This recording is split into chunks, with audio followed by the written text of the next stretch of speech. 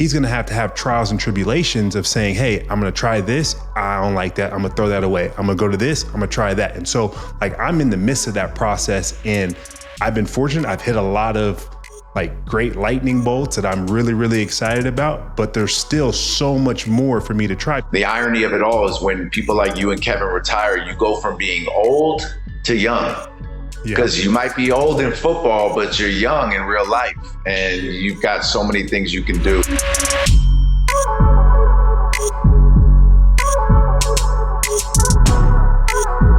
No Free Lunch is presented by T. Rowe Price. The information provided on this podcast is for informational purposes only and should not be considered financial or legal advice. Always consult with a qualified financial and or legal professionals before making any legal or financial decisions or investments. I'm Ndamukong Suh, and welcome to No Free Lunch, where we talk to experts and athletes about how the most successful people in sports manage their money and grow their wealth. When you think of the most successful athletes off the field, you might think of Magic Johnson, George Foreman, or even Jumpman Michael Jordan. From media to tech and venture capital, athletes are creating real enterprises that will last for decades after they're done playing. Arguably, nobody is doing it better than Kevin Durant. So today, I'm speaking with KD's longtime agent and business partner, Rich Kleiman, to discuss how athletes can build their post-retirement career while they're still playing. Let's talk about it right here on No Free Lunch. Today's guest on No Free Lunch is a trailblazer in the sports and entertainment business. He's a longtime business partner of Kevin Durant, aka KD. And Rich, welcome to the show, man. Thank you, man. I'm excited to be on. No Free Lunch. Yeah, man. Free lunch. I appreciate you joining, especially being a busy man. We're well connected in so many different places, but it's funny, we've never fully met each other until now. We were talking about earlier how you and my sister were both at Rock Nation with our family members, Jay and Jay Brown, who I'm super close with and whatnot. So I'd love to just jump into this, man. I'm super excited because I've been watching you from afar, everything that you've built with KD, and from Boardroom to 35 Ventures and everything you're building. I just want to share with people, like, what made you become who you are, especially as a young kid, born and raised in New York, being a hustler and just grinding all the time. I got a lot of respect for people like that. What was that like, and how did you get to where you're at right now? Yeah, well, I appreciate that. And I think, for me, I had the benefit of growing up in New York at a time when hip hop was exploding. Basketball culture has always been so big in New York City. And for me, I never connected in school. Like, I loved being around people in school. I loved being around my friends. I loved playing sports. And what was funny is I did so bad in school, but I never missed school. Like, I never took a day off. I never missed practice. I just wanted to be around everybody. And I really prided myself as a young person of having this like wide array of friends. And to me, that was my currency. That was like what gave me oxygen as a kid, was just being in the mix and like knowing what was going on, for better or worse, right? There's pressures that come with trying to keep up all the time. But I just had the ability and the confidence to be in any room at a very young age. And even if I did feel uneasy about going to a certain park that I was going to go watch people hoop at, or being invited to a friend's studio when I was a young kid, I wasn't going to miss that opportunity. And I wanted to play sports. Like, I was a good athlete, but I wasn't a great athlete, right? Like, so at the time I thought I was good, but when you start venturing out of your little community, you quickly can figure out like, oh, like, I can't play sports, man. But I didn't want to miss it. So it was like, all right, cool. If I try out for Riverside basketball team, and at that point in New York, there was only a few AAU teams. So you had to be really, really, really good. So if I tried out and I didn't make the team, I wasn't like, all right, I'm just done. I was like, yo, let me stay in touch with these dudes that I met at tryouts. So from that point, I like just got into one college, and it was in Boston. And as soon as I got there, it was the same. Like, I knew I had no discipline to be in school or any focus to finish school. But when I was there, I started bookieing. And when I was a bookie, it was like a reaction to me seeing that everyone I was meeting wanted to place bets. And for some reason, I just quickly connected with that hustle. Like I was like, I'll do it. I said to my friends, like, I got you. Like I can take your bets. And for some reason, even though it was an illegal business, the idea of running this company and being focused on taking bets and having a system in place and having a structure and making money, something clicked in me like, oh, okay, well, if I do put my mind to something entrepreneurial, right? I didn't even know that word back then, but if I could put my mind to something, this is giving me some fuel. And that was really like my first hustle was like running this bookie operation. Yeah, no, that's dope, man. I mean, to have that foresight, and as you mentioned, not having the cliche word that everybody knows as entrepreneurship. Now, you were starting at a young age, creating that in that small business. As you continue to grow and aspire to become an entrepreneur, not even knowing it, something you touched on that I really like is you're really relationship based. And as you're looking at those relationships and cultivating them and helping them, how do you continue to evolve, building those relationships and really more or less adding value? Yeah, I mean, I think like I had a long game for myself always, and I still do. Like I have fantasies, I have visions, I have things that I'm working for and striving for. It's not money based. It's more about like the impact that I feel like I can create in the world or for myself, right? Like how I feel about it. So I felt some of that from bookieing. And when I got out of college after a year and went back to the city, I tried to keep running my bookie operation, but the stakes got higher. And I was now really running a business, and I was in New York, and it just went left, if you understand what I mean, right? Like it was no longer in control and a fun little college book. But I always like would look at these certain people and think to myself, like, man, if I could just hoop, I could have like just kept going. Or if I could rap, I could have just kept going. Or if I grew up and my father ran private wealth at Goldman Sachs, I would just get on. So it always felt like someone had a currency. So I felt like, well, my currency would clearly be how many people I know, like how deep my network is, how deep my relationships are. But it wasn't going to be at that point in my life like, oh, I know this dude or over at this company, because I had no access to that. But what I did think was powerful was like the equivalent of like the popular kid, right? Like that to me was like what all I could conjure up as a kid. I was like, all right, well, you'll know me as someone that's at every party. You'll know me as someone that is in every room. And the only way to really do that at a young age, because no one has anything to offer anybody, is to like really have a connection to somebody and really be able to like have a point of view and a personality and to just like enjoy people and to ask them about themselves and to really be curious. So I just did that naturally. And that became a bit of the pattern for me and how I continued to build relationships was like, let me not ask this person for anything. Like, because ultimately, if there's a real relationship here, at some point, we're going to both ask each other for something, not because we're using each other, but just because that's what good relationships are. Like, you're in a marriage, you're each giving each other something with your children, with anybody you work with. So let me just make these relationships non-transactional and really connect with people. So I really have always thought of things like that, right? There's still people now that I meet, and it's not calculated, or at least I tell myself it's not calculated. But when I meet them, I'm thinking like, oh, okay, I see where this person could play in what I'm building. But I'm not going to ask them right now. Like, I can't ask them this right now. So for me, it's always been like, let me really connect.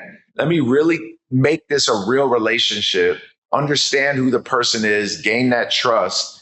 And like, yeah, if we can add value to each other at some point in our life in any capacity, that's a win.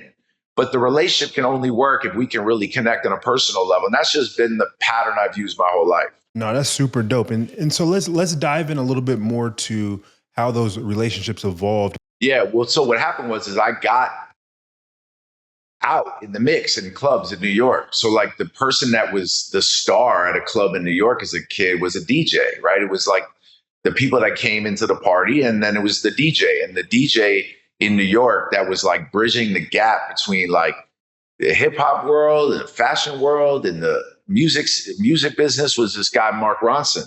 And the funny thing about the relationships that I was talking about is sometimes the talent, and you may understand this, is that like everybody assumes that like they don't know what to say to you, or they don't know how to talk to you, or they don't want them to think they're talking to you for this reason, or they're out of character when they're around you. So sometimes talent is the loneliest in the room because people aren't even talking to them a real way. So I would always just like be like, nah, I'm the same. Like you grow up in New York, you see these people, they're way more like relatable or feel approachable at a really young age. So the first kind of foray into that was I was managing DJs, and I was managing DJs who like worked their set in all these different clubs, and they would take me to different private events and take me into different parties and cities. And I'd go from like a fashion show to a celebrity wedding to like the best club night on Tuesday, Friday, Saturday in New York. And I was like, if I'm going to be in here and I'm going to get this platform, I'm just not going to stand with the crates next to the DJ. I'm going to work the room. Yeah. So that just started to get me in the mix in the music business a bit. And once I got into the music business a bit, like I was doing different things. Like I was a music supervisor. I was managing clubs and consulting for clubs. But the closest thing to that was artists. And from being in the mix, I started meeting artists. And then artists asked me to manage them, and I would start managing artists. Then Mark Ronson and I built a label.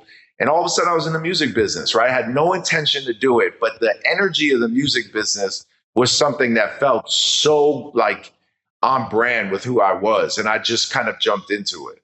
Yeah. No, that's dope. And I mean, I want to touch a little bit more on your conversation and the statement that you made about how like athletes, entertainers, and people just not treating us as human beings at the end of the day and just talking to us like normal people. Like talk to me like you talking to my dad or to my sister or whatever it is. Just keep it basically raw of what you're saying. And then you fit into those rooms and have those real transparent conversations. And I imagine that took you a long way with building those relationships with the different people that obviously are very talented and gifted. But they said, nah, man, this person is treating me like a true human being at the end of the day. So I want to mess with them and I want to work with them because they're going to tell me the truth. They're going to keep it 100 with me the entire time. Yeah, without question. And, and also like one thing talent does like to do, really everybody likes to do, is at times they like to talk about themselves also, right? So I would have no problem asking Mark, like, bro, how'd you work this set? Like, this is crazy. How much you getting paid for this gig? Like, so I understand, is every set, every night different, or you got a planned set? And you're going to get engagement from somebody when you start to really show a real interest in what it is that they do. And then also like confidence will breed success in every walk of life. So, Mark used to say to me when he asked me to manage him, I was like, damn, like, I'm just in the club. Like, why me? He was like, I like the way you move around the room. And if you're managing a DJ at that point, like what's the real skill set you need is like the confidence to move around the room, like go collect the money at the end of the night, be able to make sure the right people are around, what tables are near the DJ booth. So I think for me, it was like, all right, I'm going to be fearless and talk to anybody. But it doesn't mean that there weren't times, especially when I started to get around into the music business, to get into certain rooms where like, I look back on certain meals I had early in my career, certain studios I was in or rooms I was in. And I almost think about it from a sports analogy is like, I would imagine you dominated at every level always. But let's say like in ninth grade in high school, you're in the locker room and they're like, all right, bro, you're going to come in on passing situations. And you're sitting there thinking like, bro, I'm the best player in here. Like, I know I'm going to dominate. You knew. Yeah. But you just were like, all right, that's the process, right? There's a little bit of a process. So for me, it was like, I'd be in some of these rooms or some of these dinners and be like, damn, I'm sitting with X, Y, and Z, but I'm not like really acting like all the way myself. But that's because when the levels got higher, that same confidence that I had in the city, I was like, all right, this is different. I'm going to have to figure out how to be my real self in every room. But it's okay because like this version of me is the one that's learning. This version of me is the one that's going to watch. So like when people say to me, like, who are your mentors? I really have such a hard time answering that. 'Cause I'm like, well, is a mentor like supposed to be this Yoda that you point to that's like, yo, they gave me the game, right? Like a lot of athletes have a coach or a certain trainer or someone. I didn't really have anybody like that.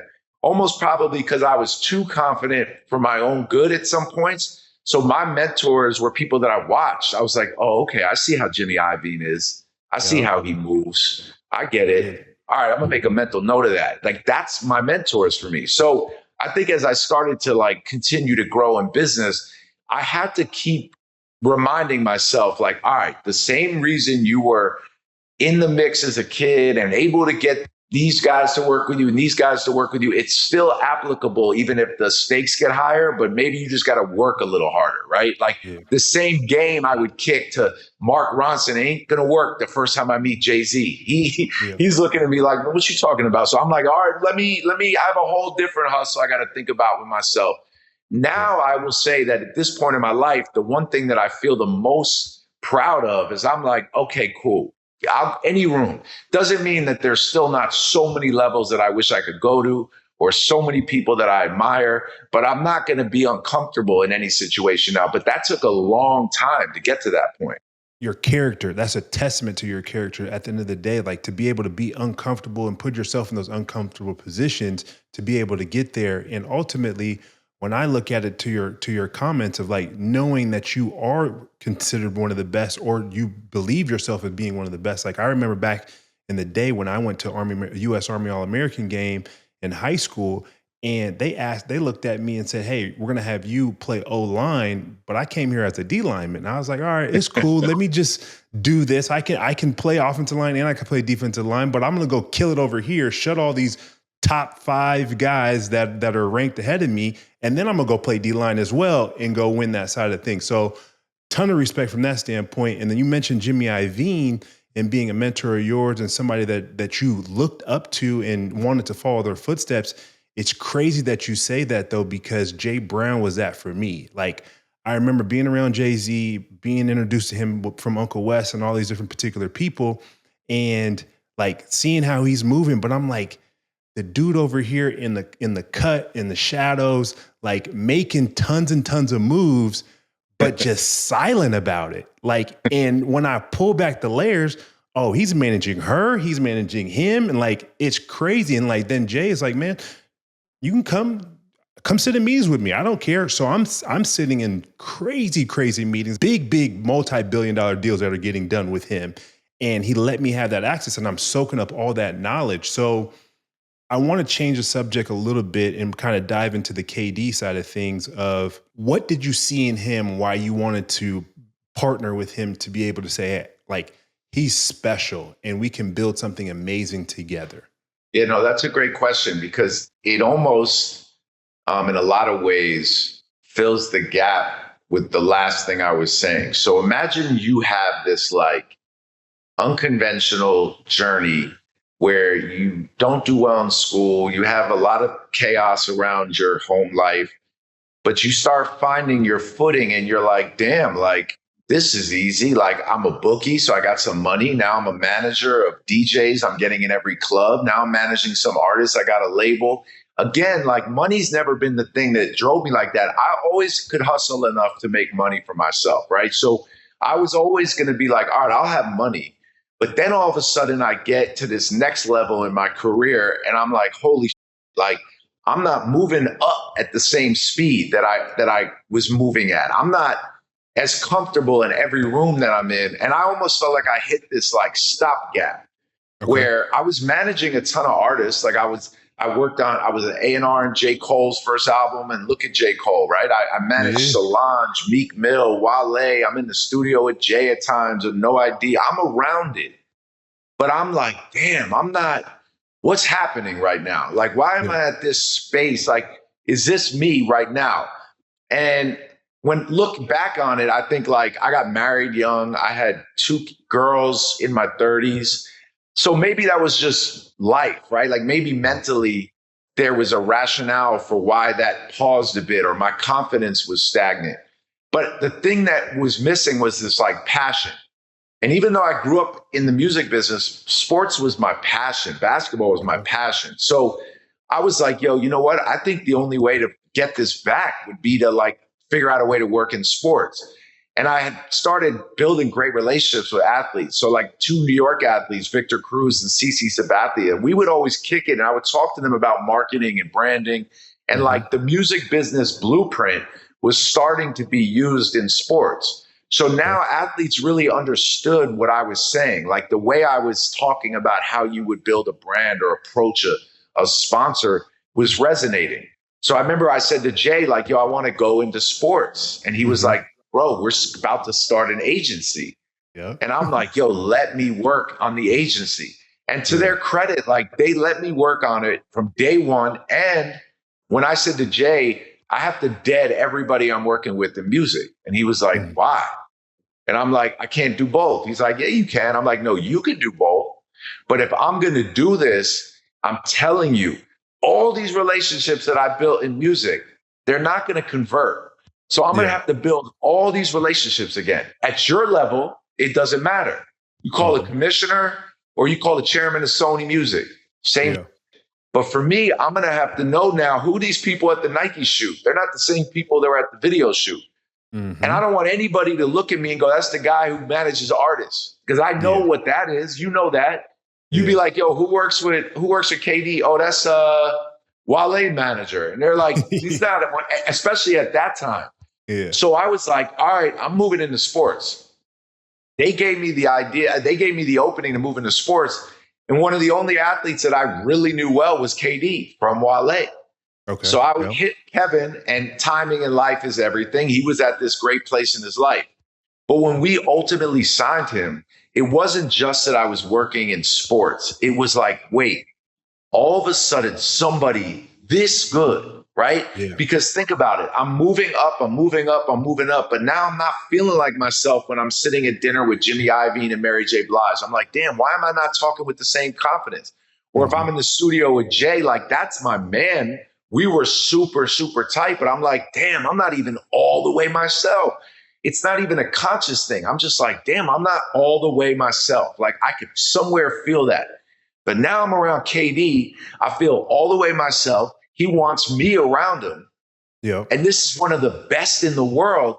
It just got my confidence back. It got me feeling like, oh, I can really do this at a super high level. And I think like once he gave me that belief, all of a sudden I felt this commitment to him that was like, nah, like I'm not letting anything happen to him, to this relationship. I'm going to work harder than I've ever worked in my life because as you know, to be as great as you are or he is, the work that's put in blew my mind. Like we would take a Nike trip to China. We get off a 16-hour flight. I'd be like, oh yeah, we going back to the hotel, right? To chill. He'd be like, no, we're going to the gym. I'd be like, the gym? In the music business, we go back to the room, have a session, chill, go to sleep. Now you want to go to the gym? So I was like, I better work then. I got to work on another level. It seemed like you were in the music business and you enjoyed it. You loved working with Wale and J. Cole and all these amazing artists. And you learned from them and you took great insight from them. But your passion wanted to be in sports. So then Wale plugs you into KD. Y'all hit it off from a relationship standpoint. And he's starting to lean on you more than a friend of, but hey man, I want to build my business. I have something special. So how do you evolve that in that time frame when you guys get comfortable with each other or 1,000% comfortable with each other saying, man, like I'm going to focus on sports. I want to still learn and build this, but how can you help me take that ball and run with it? The thing is like, so, you know, I was moved into being an agent, but I didn't really have like the instincts of an agent because the instincts of an agent is very transactional. The instincts of a manager, the instincts of a brand builder is like, you've got to put your whole mind, body, and soul into it, right? You got to understand it all. And if you think about the music business, like if you manage an artist before their first album comes out, you're working with nothing. Like you have to build a fan base. You have to figure out a way to get 100 people to come hear you play. You got to get the right packaging on a demo because you're going to go sit in a record label and try to make them want to sign you. So all those things that was not about making money were things that I was really good at. So as soon as I got with Kevin, like everyone at Rock was like, all right, so Rich, Kevin likes you around him, so you should probably be with him. Like, I know we have some other athletes you've signed, but like, you should be with him. So I was like, without question. So if you think about that, like 99% of the time I'm with him, it's not about a deal. Hey, Rich, I got to stop you real quick, man, because I want to give you kudos because being an agent and having that title, and a lot of people don't even realize this, but like you said, it's all transactional. They're looking at you as dollar signs. I commend you for pulling back and saying, man, yes, I got one of the best, if not one of, I've got one of the best in the entire world at my fingertips to work with. And I'm not looking at him as a transaction. I'm looking at him as a human to build around him and playing the long game. So, man, kudos to you for doing that. But like, that's what people are missing from an agent perspective and really a true agency. Like, if you can build that, and I want to get back into this conversation of you talking about how you guys continue to evolve, but then also next, like, how do you look for the next guy to also help and build something around like that too? But let's get back to like how you like continue to evolve and grow with KD. Well, I think what happened and I appreciate you saying that. You know, there was a difference between trying to build something that, if you think about what I said earlier about, like, for me, it's been about trying to figure out ways to impact. Whether I can't figure out if it's impacting me or it's impacting my world, like my community around me. But that's what's motivating. Like, that's what's motivating. And I understand that. I mean, money is important in life, but that's what's motivating. So for me, when I was working with Kevin, it was like, well, he's going to get a max contract. So like, I'll figure out how to do that. You know, he's going to get a big sneaker deal. I'm going to figure out how to do that. But for some reason, I can see whenever we go to show up for a Sprint commercial, he looks miserable. Like, he looks miserable. And he doesn't want to do it. So like, what world are we in where if he's going to make a max contract and he's going to get a big sneaker deal and he doesn't want to go to this Sprint commercial, why actually are we doing this? And I would say to him, like, do you want to do this, bro? No, I don't want to do this at all. I'd be like, you don't have to. And his eyes would light up. Like, and you understand, like, as a young athlete, especially back in the day, you really thought something was just the way it was. Like, oh, I got to do it. And their NFL sponsor, I got to do with Verizon. Nah, I went and did it with Sprint and built something special with them and found ways to be creative. So I'm happy and I want to go out there and do these activations or whatever it may be, not just because it's cookie cutter and I'm the next best guy so they can plug and play me. Exactly. And like, at what point should any of this feel like you already are putting in a certain amount of work, putting, in your case, your actual physical body on the line for someone else? Like, it's for you, but there is an organization in play that you can't control, right? The NFL is the NFL. But does that mean on your off day, you got to go pop by this league sponsor or team sponsor? If you're unhappy or miserable about it, well, then something's not adding up here. So I would say to Kevin, like, no, you don't have to do that. And he'd be like, oh, for real? I'd be like, yeah. I'm like, if I was you, I would focus on this restaurant you got in Oklahoma City. Maybe we can do 3 of these all throughout Oklahoma. I would start saying these things to him that would make him think about the possibilities. And then he did have the benefit of LeBron starting a few years before him. LeBron having that great close proximity to Jay and seeing that blueprint of how an economy can be built around this star at the center, especially a star with this gravitas and taste and vision.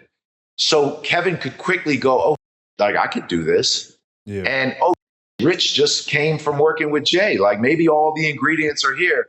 So as soon as he gave me this nudge of like, yo, let's just do our own, let's really do this, all of a sudden it all connected for me. Like, now I got the confidence from one of the best at what he does. I've got this experience now of being very comfortable, being uncomfortable. Now I think I really got it. Like, okay, I'm going to put the work in, I'm going to show the vision, and I'm going to go for it a bit. And when you have that support and confidence from somebody, all of a sudden, like, you get that like wind at your sail and you're like, all right, like, I'm gonna have a little bit of like why not mentality. Like I'm going for it. I'm not gonna hesitate anymore. No more stopgaps. And then also like being clear that whatever it was we did, I wasn't gonna the main thing up. Like Yeah. I have a lot of respect for basketball, right? At this point in my life, I've been able to build opportunities and a brand for myself and our business. But up until recently, like the last few years, I wasn't naive. Yeah. Basketball is bringing us here. So, like, whatever you need to do, if I think you should sign with the Knicks, but you want to go to the Nets, all right, bro, I told you how I feel, but I'm going to ride with you. Yeah. Like, there's nothing I can do about it. No, that's fresh because one, I want to gateway into Boardroom and why you guys created that.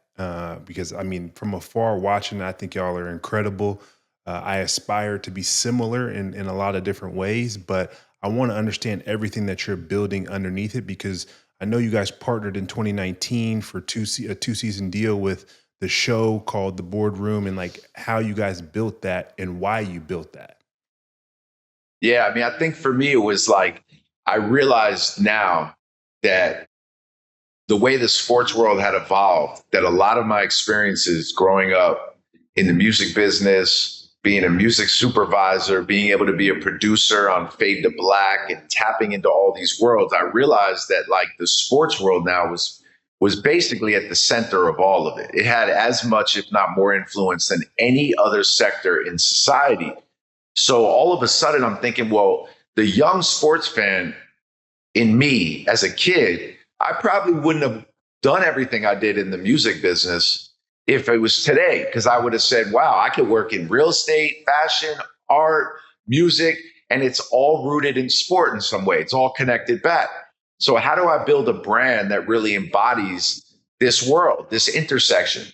And the model at that point was like this weird time in media where digital media, which was like a whole other thing built around like views and page views and Facebook ads. So you could see BuzzFeed and Barstool and all these brands grow and to become these big behemoths. But everyone started to see that like it was all falling off a cliff and that wasn't going to have the stickiness. And I had been investing in venture. So I knew that if I tried to raise money, people would have been like, Rich, why are you doing this, bro? Well, you need to get in the media business. Like digital media is dead. You'll need all this money. And I hate that. Like, that's like my kryptonite. So I'm like, you know what, man? If Kevin and I are successful over here with this investment we're doing and some of the film and TV we're doing, I'm going to build this brand because I really see it. Like I thought of it and thought of the name Boardroom in 1 second. Like it just all hit me like, oh, I know what I want to do. So I went to ESPN because I was like, well, I see this route where maybe if I do 2 seasons of a show at ESPN, that I could be like the new undefeated, but I'll be the boardroom at ESPN because it'll represent like business and culture of sport and all this cool.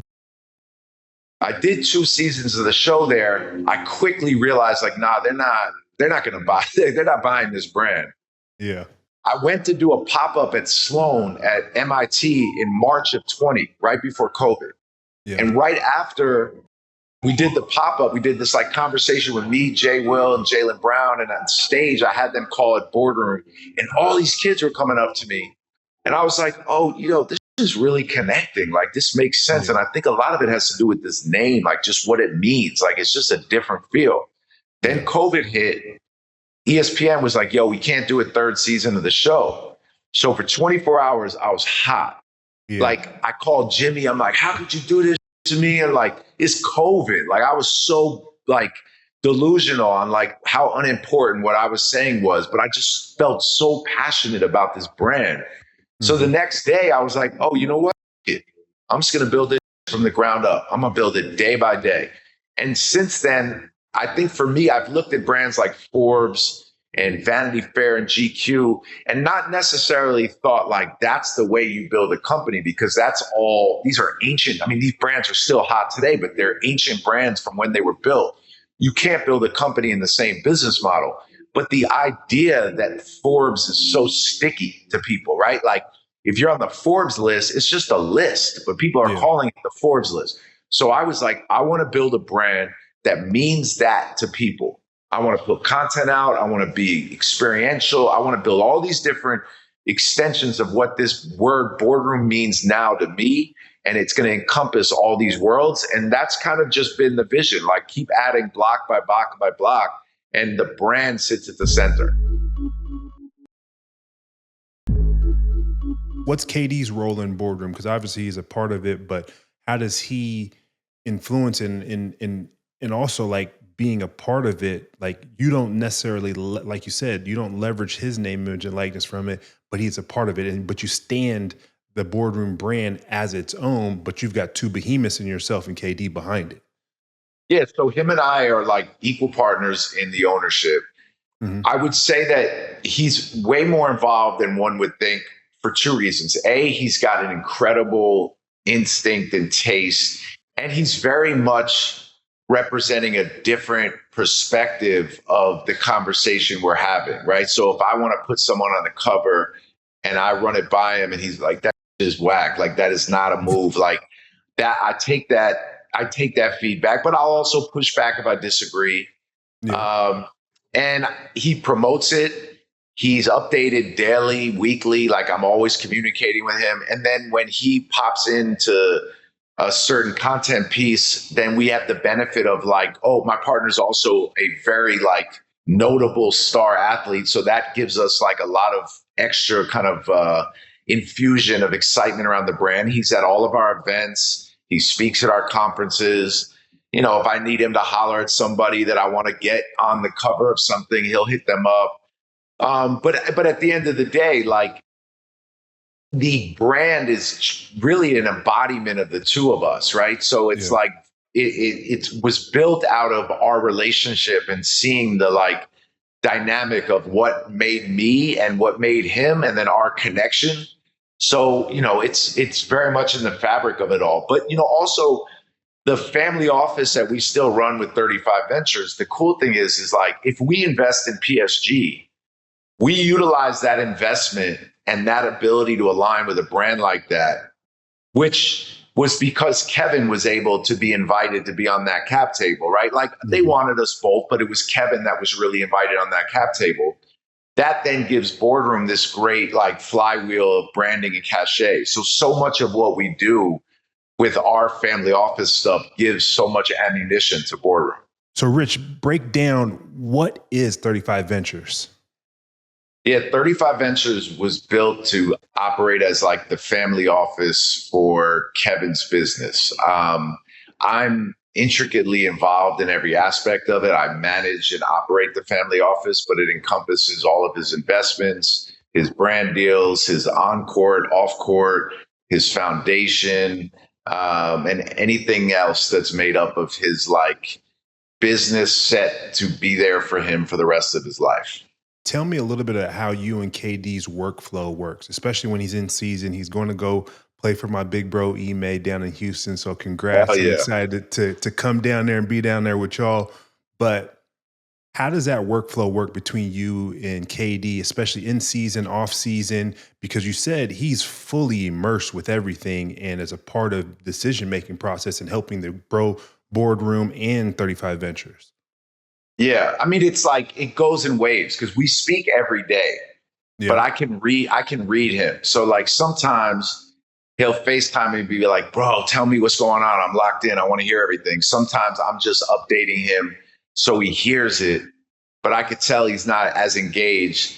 And then sometimes I'm like, yo, let me give him some space right now. Not that we're not talking, but I may just talk to him about ball for a few weeks, right? Or I may just talk to him about like something that's going on in his life. And if that happens for a period of time, let's say for like 3-4 weeks, I don't feel like we've locked in, then I'll schedule something and be like, all right, bro, I'm coming to Phoenix. I'm coming to LA. We're going to sit down. I'm going to give you the whole run of show. And then like once or twice a year, I'll make him do like a State of the Union. But by the time I've done the State of the Union, he knows everything. But it's just, in my opinion, it's good to keep that repetition. Like for me and for him to just keep saying the information over and over again. But like, you know, you speak to someone every day, you tune them out at sometimes, especially me, right? I'm talking. As soon as that phone rings, I could be right into some. Yeah. And he could be like, bro, I just woke up. Like, I don't want to hear about that right now. Yeah. But, that's how I am. Curious, from your perspective, do you think Boardroom and 35 Ventures and all the outside adventures that he has going on that you guys work on keeps him sharp on the court? Oh, that's a great question. I wouldn't say it keeps him. I wouldn't say it keeps him sharp, but what I do think is, I would imagine, he's never said this to me, but I would imagine that when he may be down about something in sports at this point in his career, right? Like, look at last year in Phoenix. That was a bad year, right? Yep.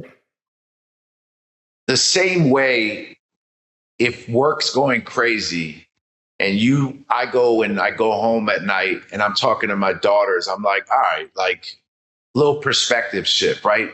You got to find something else great to kind of remind you, like, all right, it's not the whole world. Yeah. So I think sometimes when he's feeling a bit down, maybe about something in sports, it's exciting for him to be like, yo, tell me what we got today. Cause it's a nice distraction and it's a nice way to be like, all right, like, let me like remind myself of what the hell I built here and who I am. I asked the question that way because when I mean it keeps him sharp, he's able to disengage from basketball, which is a ton of energy and emotional, physical, like emotions that go into that. And so, hey, I can now go over here with my guy, Rich, and I can go and focus on PSG deal, Philadelphia Unions, Brooklyn Aces, whatever it may be, Gotham FC. And then like I've recharged and then I get right back into hoop. And I'm fully locked in again now, but I had that break away where I got to put it off and put it in a box, and now I come back even sharper to it. 100%, bro. 100%. That's spot on. That's actually really spot on, because you know what I've been telling a lot of young managers that I speak to? I said, you need to work to the point where your client or your partner is hearing about you from other people. You got to get to the point that when you are not with him or her and they're moving around and someone's like, yo, Rich is hustling. Rich is on it. Trust me, that'll get him locked. And I remember when we went to the Bay, after year one in the Bay, Kevin went to training camp and hit me like, bro, Draymond and them was like, what are y'all doing out here? And I was like, that's what you wanted? Like, now I know that I'm busting my ass. So in a lot of ways, like, that same thing, which it gives you a little bit of like the sharpness you're talking about, is like, it allows you to like disarm and disengage from like the mental warfare of being a professional athlete, especially in like today's day. Yeah, because I mean, I had to do it, and that's why I asked the question, because, man, Mondays and Tuesdays, like, outside of doing my treatment, man, I had to disengage from football because it's a grind. I went Tuesday through, really Tuesday night through Sunday. I have a little break on Saturday, try and disengage, and then drive right back into it where we play on Sunday and whatnot. And so that's really why I asked the question. But you brought up something about being in the Bay. And so my question for you is, like, with the 35 Ventures and all the different business deals and mentioning Draymond, and like, I know he's got some amazing mentors over there in the Bay, but for you guys, when he made that decision to go to the Warriors and play with that team and obviously do an incredible job from the basketball side of things, how did you guys talk about before he got there, how you were going to leverage him being in that city and in the valley of, like, man, there's nothing but greatness in there for success, especially off the court? Yeah, well, it's funny because like we knew it during the decision making when we were in the Hamptons, and people like some of our like the OGs would say it to us, but it didn't really compute. Like, I didn't really have any idea how I was going to ingratiate myself into that world. Steve Stout set up a dinner for us for Kevin's birthday at Ben Horowitz's house. Okay. And it was right before training camp. Kevin's birthday is the end of September. And people, So if you don't know who Ben Horowitz is, that's a part of Andreessen Horowitz. Yeah. So like one of the most powerful investors in technology and business in the last 100 years. Yeah. So Steve Stout sets this birthday dinner up for Kevin. And it was also his like welcome to the Bay. Yeah. And we did it at Ben's house.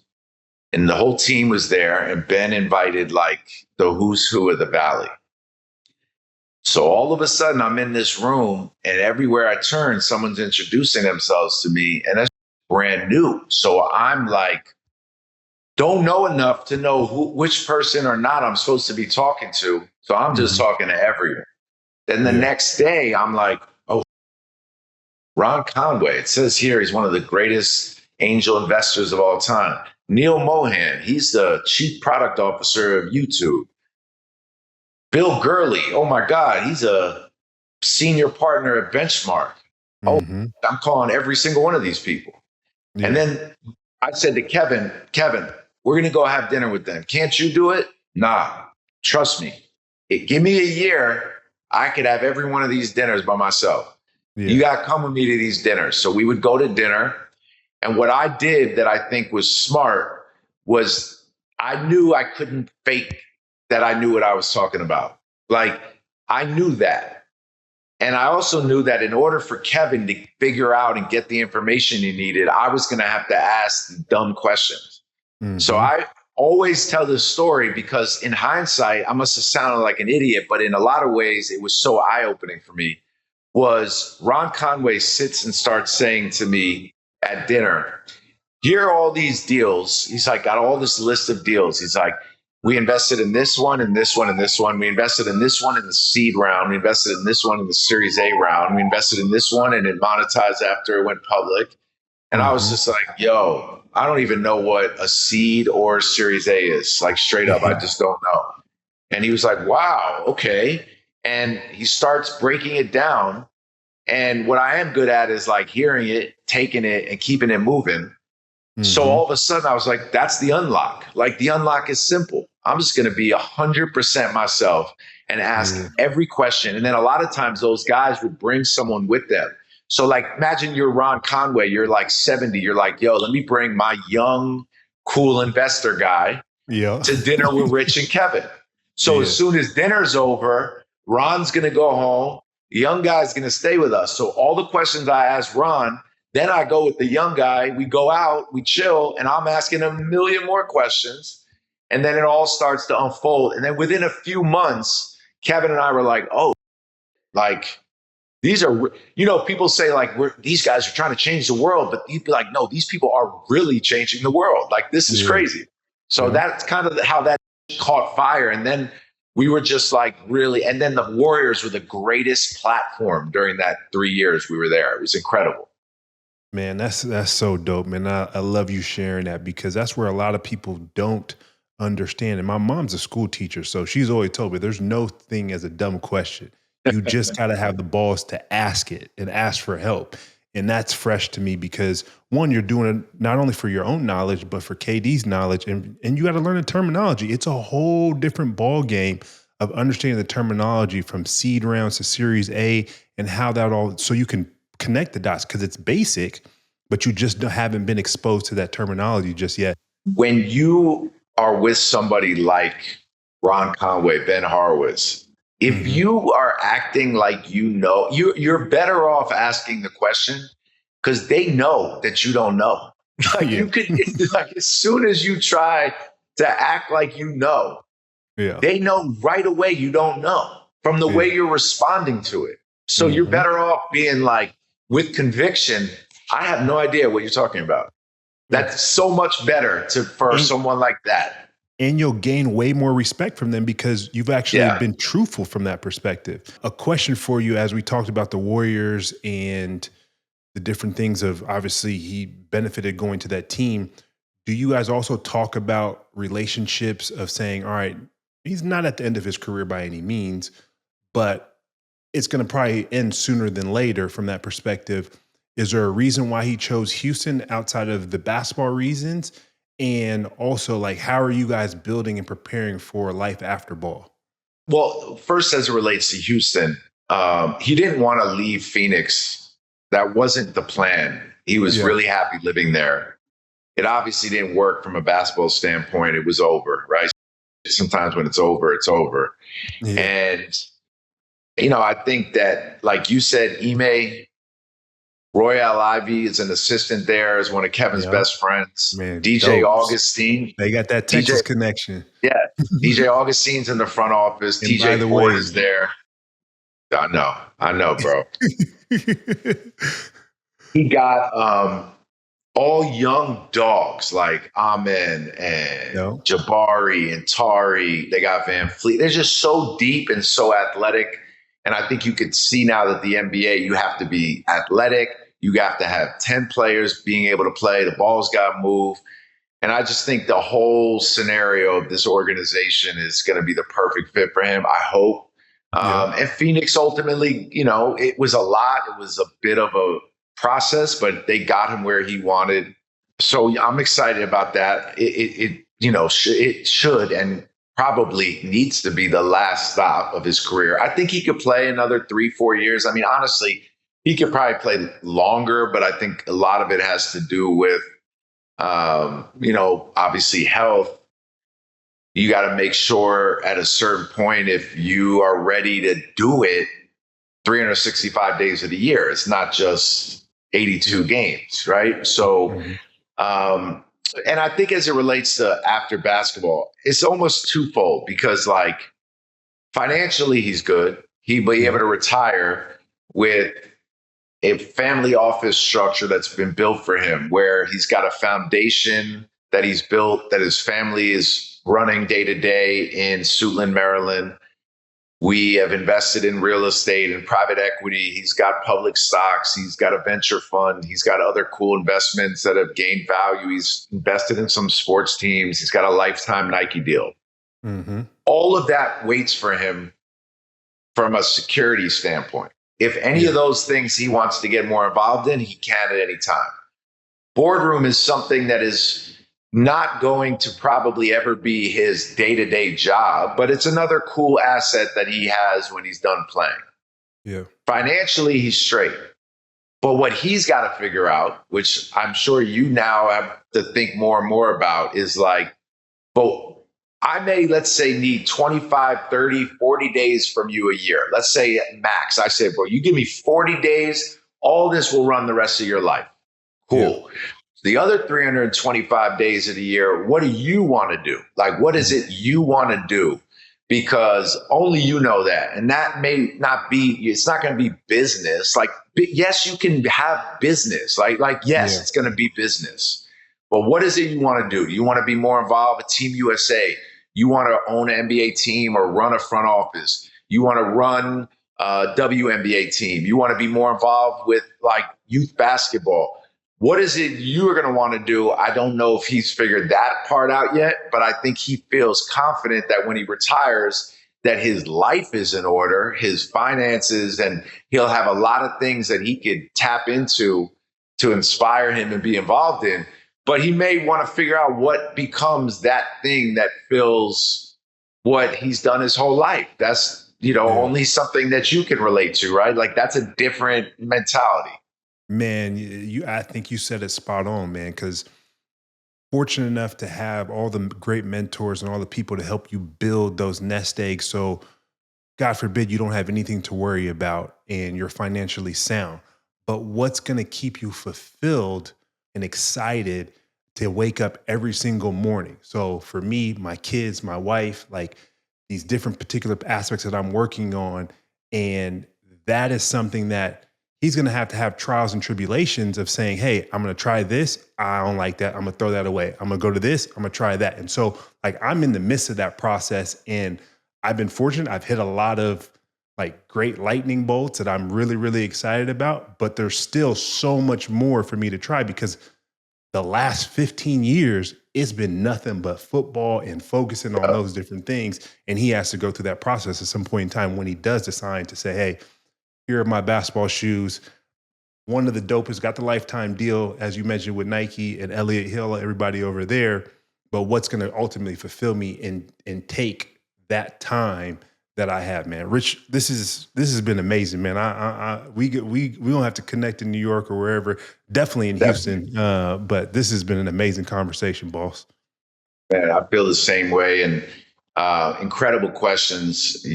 One of the many things that you'll need to do in this next phase of your life is to keep doing this. It'll probably fuel you and give you information and motivation and all the other things you do. And the irony of it all is when people like you and Kevin retire, you go from being old to young. Because you might be old in football, but you're young in real life. And you've got so many things you can do. So let's definitely stay in touch and let's exchange contacts and keep building, man. And we'll catch a game in Houston and come kick it in New York when you're here. No question, man. We definitely going to break bread together. So I appreciate it, man.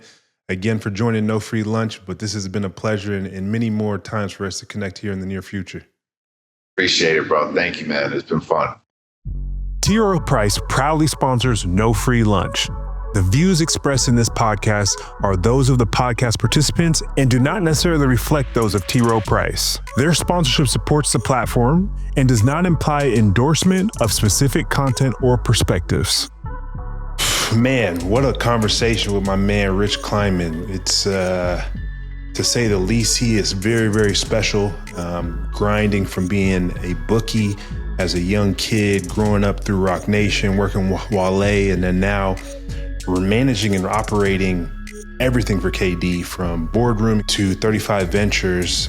But I would say that ultimately the biggest takeaway that I take from this conversation is just you have to find people that can help you build your team, especially as a professional athlete or entertainer, that you can trust, vibe with, but more importantly, help you grow and challenge you in multiple different ways. And I think Rich is doing an excellent job for KD and continuing to build his off-field endeavors, but also helping him manage and think through his successes on the court as well.